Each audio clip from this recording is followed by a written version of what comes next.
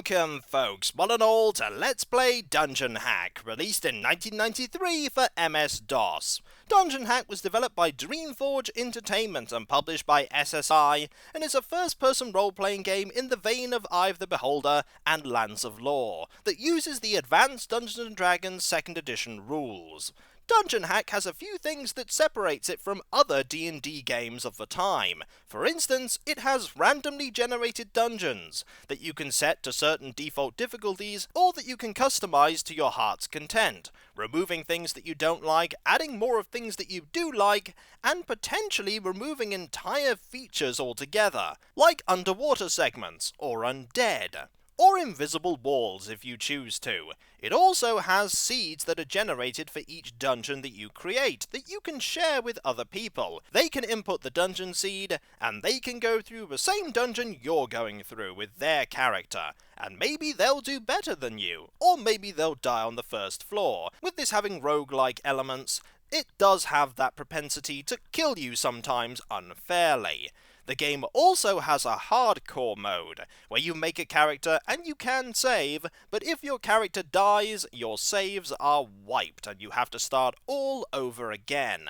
The game is set in the Forgotten Realm setting, but that's really not important because we are in a generic dungeon. It's a good excuse to justify the dungeon being different every time you go in though, because it's a dungeon that is itself a mystery. The plot is rather throwaway, unfortunately. We have been sent by an evil sorceress, and I know the game didn't say outright that she's evil, but hands up who thinks the sorceress is evil.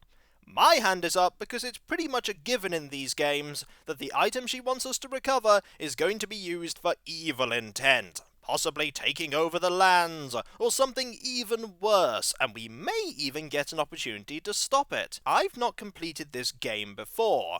I've got so far in it and I've either died or stopped playing, but this time I'm going to go as far as I possibly can, and I'm not going to promise that I can complete it, because such is the nature of roguelikes, the game may generate a dungeon that's impossible for me to complete. It doesn't do things like make doors that you can't open. It may present a level submerged in water before I can take care of that, and that is an insurmountable challenge if I'm not a high enough level. And so, we're going to set out into this dungeon that we were taken to against our will, by the way. When she teleported us away, we were protesting. And one thing to note about our hero is very easily impressed. As you heard him say in the cutscene, it's a powerful magic that can point at maps. No, it is not. It is a powerful magic that can teleport you to the location on a map without seeing it. That's teleport without error. What she did to indicate to that point on the map is a cantrip. It could be light, it could be prestidigitation, but it's a cantrip. And considering the character that I'm going to be making, I'm very surprised that he was so impressed with that. Speaking of making characters, you can choose from a selection of pre-made characters, but we're not going to do that. When the game gives you an opportunity to create your own avatar, you create your own avatar. And for people that have played AD&D 2nd Edition, or games of this vein, this will be a very familiar screen to you. We have a bunch of stats here: strength, intelligence, wisdom, dexterity, constitution and charisma, that are in completely the wrong order for me. Normally I look at them and I see strength, dexterity, constitution, intelligence, wisdom and charisma, but this order is fine. It also shows our starting armor class, our hit points, our age and our levels. All of this is yet to be determined. You can roll for your stats, or you can just decide that you want a certain set of stats, and you can use the left or right mouse buttons to add or take away from various statistics. Here are all of the classes you can be. You can select your gender here, male or female. You can be a human, an elf, a half-elf, a dwarf, a gnome, or a halfling. In AD&D 2nd Edition, they didn't give you the options for being things like goblins or half-orcs. And here is the bit that separates this game out from many others. You can be lawful, neutral, or chaotic, as normal, but you can be good, neutral, or evil. It was very rare in a game like this that you could be evil. You could make an evil character in Baldur's Gate and Icewind Dale, sure, but in Menzoberranzan, I believe you couldn't make an evil character. You could make a chaotic neutral character, but evil was off limits because the game presumed that you were out to do good and save the world, and so they prevented evil characters from going on the adventures, because they couldn't think of reasons for evil characters to want to save the world. Aside from them wanting to rule the world, and the fact that the world's been conquered by somebody else prevents them from doing that.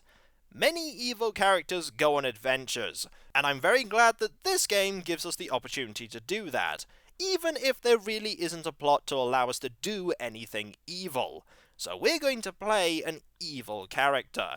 We're going to play a neutral evil character, and already we can't be a paladin or a ranger, because in 2nd edition D&D, you can't be an evil ranger. In 3rd edition, you can be an evil ranger.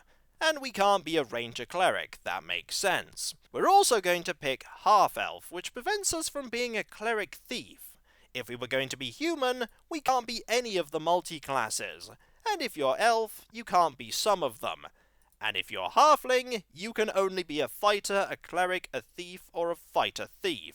AD&D wasn't well known for giving you a lot of class choices if you were human. So we're going to be a half-elf, and we're going to be a male half-elf. And now we're going to look at our stats here. The game has given us a few more things, like the fact that we are 16. We are a very young half-elf. We're going to re-roll and see what else we can get. We want to have certain stats that will mean that we're a pretty good cleric, because we're going to be a cleric. Clerics are very good in D&D in general, and in this game they're exceptionally good, for reasons that I will explain when we get into the game itself. For now, we're going to roll and see what stats we can get. What we want is we want very good wisdom, and some decent strength and dexterity, and charisma wouldn't go amiss either. Everything else we don't really need especially. And that is pretty good already. That is 18 strength, 14 intelligence, 16 wisdom, 11 dexterity. That's not super because that means our AC is 10. We have 18 constitution and 14 charisma.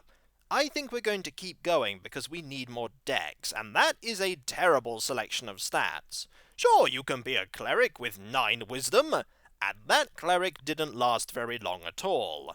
We're going to keep rolling here. This looks a little bit better, but unfortunately we have only 12 strength. We're going to need quite a bit of strength. Mainly because we're going to be hitting things a lot with our mace. One of the restrictions of being a cleric without any multiclassing is that we can't use bladed weapons.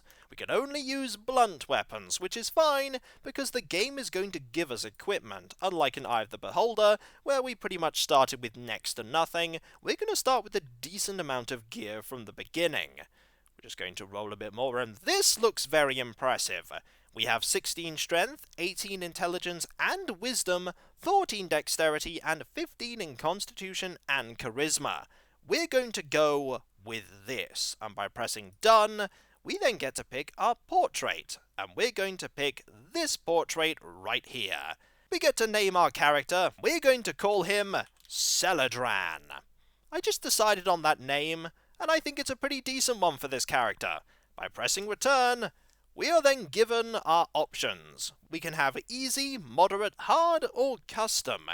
We're going to pick moderate here, because we don't want the game to omit anything. We want levels that are underwater, we want to encounter undead, and we want to deal with secret walls. And so, by pressing moderate, the game will generate our dungeon. It's going to take a little bit of time, but when it's done, the dungeon will be ready for anyone to play. Loading dungeon. The drawbridge has lowered. It will never go back up because I can't see any chains that will make it go back up. We're nearly ready to go. Celadran is soon to step forth into this ancient dungeon, but will he step out alive? And how much loot will he find? We'll find that out soon enough. When we come back, folks, Celadran will begin his adventure, and I'll explain some of the game's mechanics. And I'll catch you next time, folks, and I'll see you then. Later.